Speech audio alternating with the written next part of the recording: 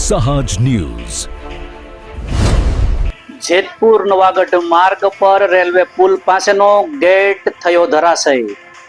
વાહન ચાલકો માટે વધ્યો અકસ્માતનો ખતરો. નમસ્કાર, સહજ ન્યૂઝ સાથે હું છું ગોપાલ ભેસાણ.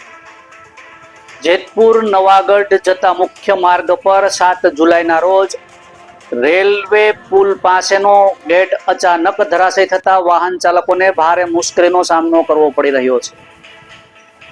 આ માર્ગ પર રોજ મોટી સંખ્યામાં નાના મોટા વાહનોની અવરજવર રહેતી હોવાથી ગેટ પડી જવાથી અકસ્માતનો ભય ઊભો થયો છે.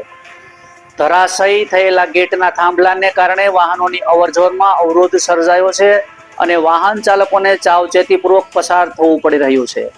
જ્યારે સ્થાનિકોમાં પણ સલામતી અંગે ચિંતા જોવા મળી રહી છે.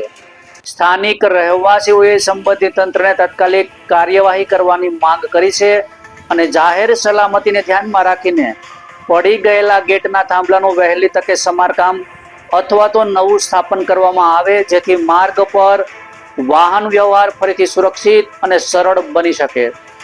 રિપોર્ટર ચિરાગ સોલંકી, સહજ ન્યૂઝ, જેતપુર.